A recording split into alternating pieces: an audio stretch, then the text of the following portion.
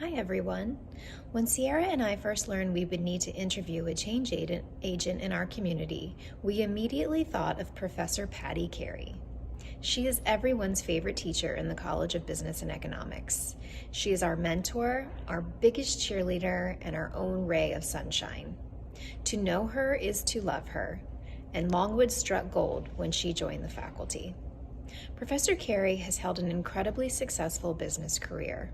She held leadership positions in human resources for Dominion Energy and Kraft Foods, and was vice president of human resources and training for East Coast Oil Corporation. She also owns her own consulting business, Workforce Strategies, that develops customized corporate performance-enhancing training seminars. Professor Carey began her collegiate teaching career at the University of Richmond's Robbins School of Business, where she taught for 21 years before coming back to her alma mater, Longwood, as a management professor, and is currently the executive director of the McGuffey Internship and Professional Development Center in the College of Business and Economics. Professor Carey makes an impact on the lives of all of her students, but she is especially inspiring to the female business students. She's a powerful role model for all of us aspiring to become business leaders. She has successfully climbed the corporate ladder with grace, humility, hard work, dedication, and determination. Sierra and I are proud to share this interview with you, and we hope she inspires you the way that she inspires us every day. Professor Carey, thank you so much for speaking with us today. When Sierra and I received the assignment of interviewing a change agent for women in our discipline, we both looked at each other and immediately said, Professor Carey. You're everyone's favorite professor in the College of Business and Economics. You're a positive role model for all of us seeking to become business professionals, but even more importantly, your success as a female business professional is inspiring to all the women in the College of Business and Economics. I wish we had time to ask you a million questions so we could share all of your invaluable knowledge, wisdom, and advice with our classmates from other disciplines. But today we will focus on your experiences as a woman in business, challenges you faced as a woman in business, and how you overcame them. One of the many things that makes you wonderful is you are a Longwood College alumna. Yes. So prior to attending Longwood, did you always know you wanted to be a woman in business? Was there something in particular that inspired that? I did not know that I wanted to be a woman in business. In fact, when I started here, I was majoring in sociology. Okay. I thought I was going a different path. I knew I wanted to work with people. Yeah. But I took a sociology class. It was my first C, my only C of the entire 4 years. And I thought, no, this is not for me. So I changed to business. And quite honestly, if I'm just going to be honest, I changed the business because I thought I could get a job. Right. Yep. Yeah. So, and I did. And that's smart. Yeah. There's no shame in that. At that time, were there many other women in the business school? Oh, yeah.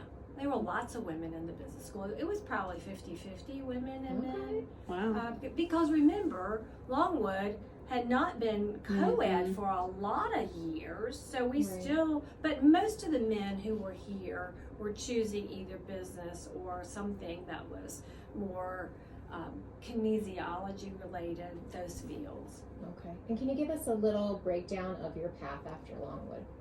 Yeah, so after Longwood, I went to work for Dominion, which is now Dominion Energy. It was Dominion Resources. They had Virginia Power, North Carolina, West Virginia Power. And then from there, I worked for Kraft Foods.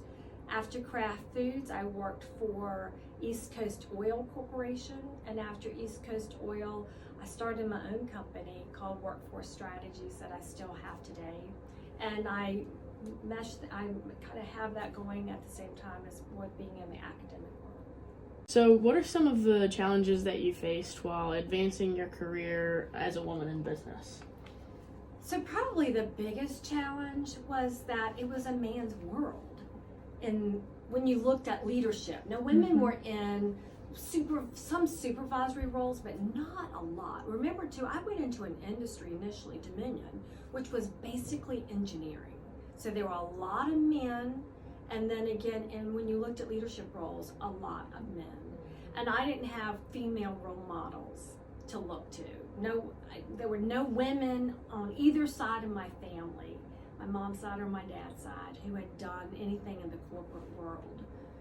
So I guess that's a challenge. Mm-hmm. There was a visible glass ceiling, Right.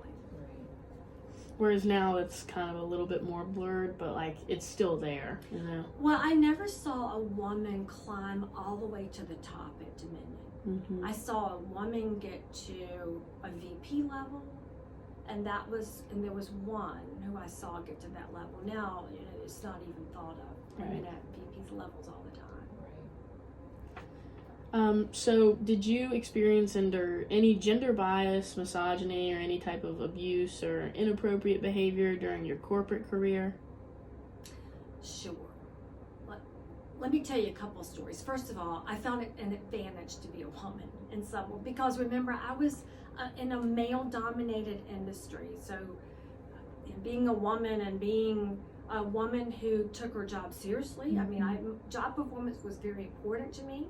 I always wanted to be rated the highest, and that was competitive streak, but it was all about doing my job and doing it well. And that's what I wanted to be recognized for.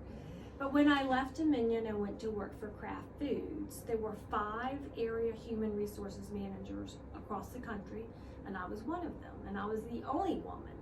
So the advantage was that I was the only woman, so everybody knew my name.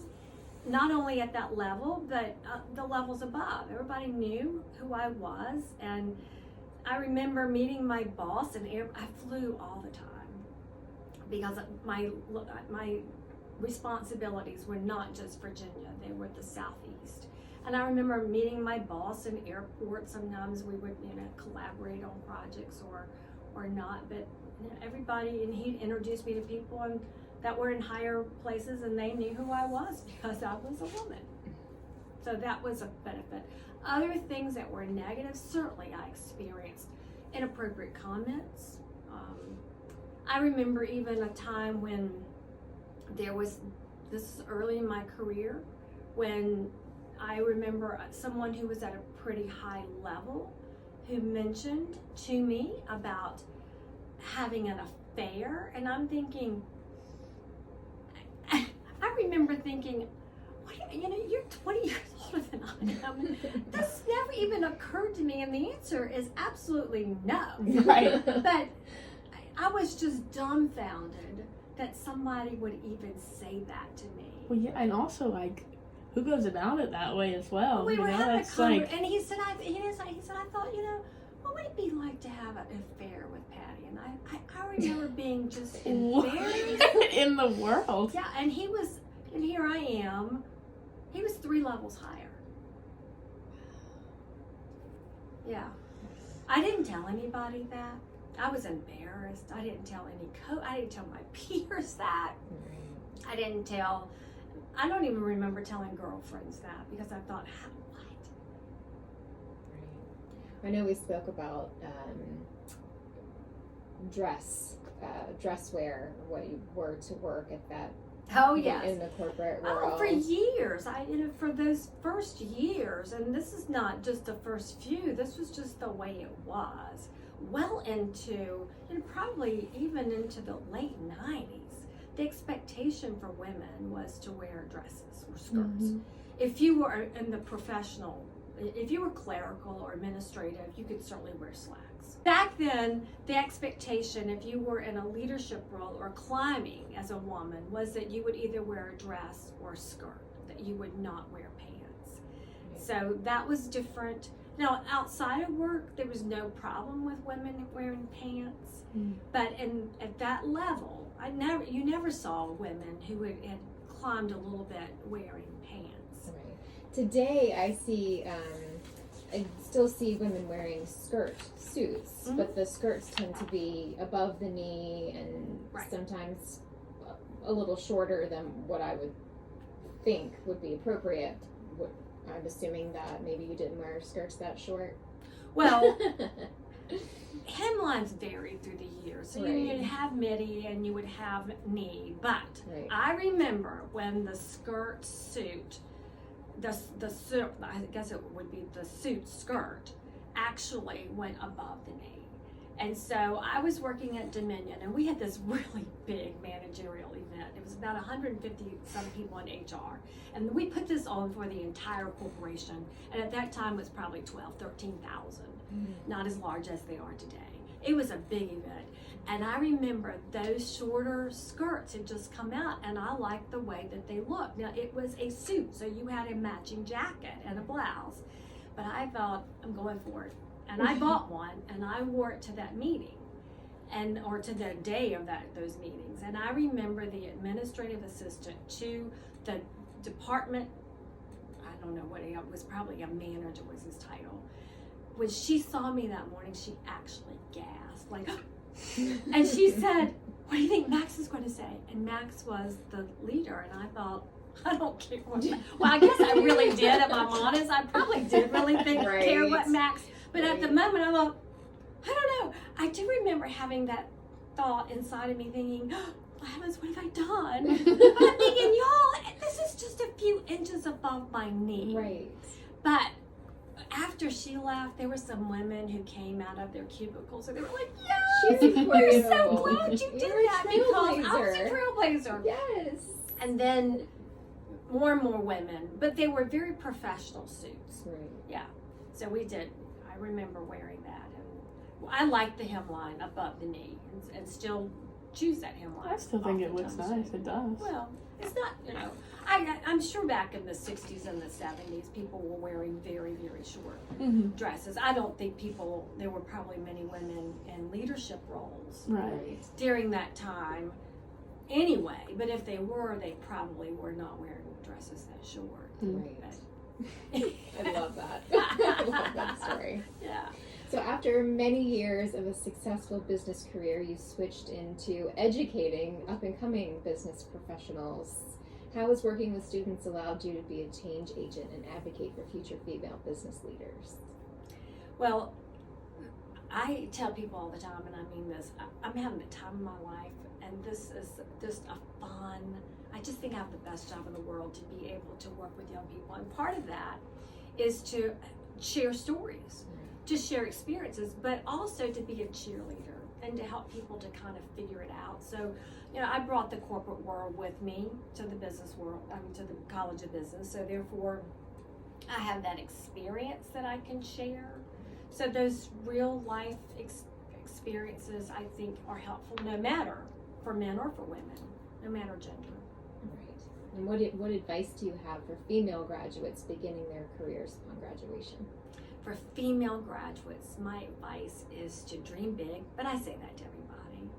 But the other thing I'd like to say is women, we need to support one another. Yes. And I find sometimes that we might male bash, we might be a little jealous of each other, and I would like to see women be more supportive of one another. And I think our role is if a woman climbs a rung on the ladder, is to reach a hand down and pull somebody along with them, is what I think. And I think that people who are more secure in who they are will do that, or understand the importance and responsibility of helping others.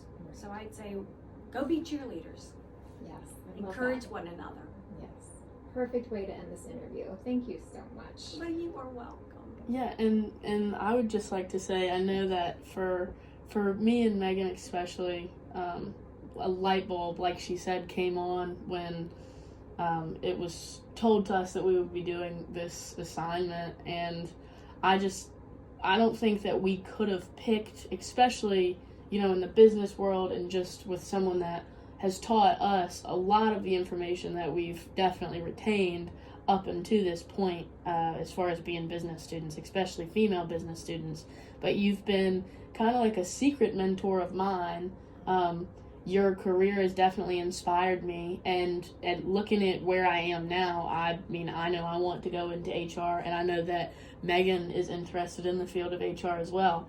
So I do just want to say that hopefully, showing our peers this interview, they can get just a glimpse at what we know is you as a person, the powerful and knowledgeable and just altogether one of the most positive people I've ever met. So I want to thank you for doing this interview with us and sharing some of your knowledge and wisdom with our peers and with us as well. Well, thank you, Sierra. My pleasure to work with you both. Civite has better helped me to become a citizen leader through teaching me to understand and analyze other ways that people communicate, as well as preparing me to be a future female business leader by giving me a better understanding of the different perspectives that other people may have and teaching me how to deal with those different perspectives. Through Civite, I have developed essential critical thinking, moral reasoning, problem solving, and teamwork skills. I've enhanced my ability to understand issues from a variety of perspectives and have learned the value in considering all perspectives when forming my own opinions. As a future female business leader, I am prepared for the challenges I and other female colleagues may face and am empowered to be a voice for change.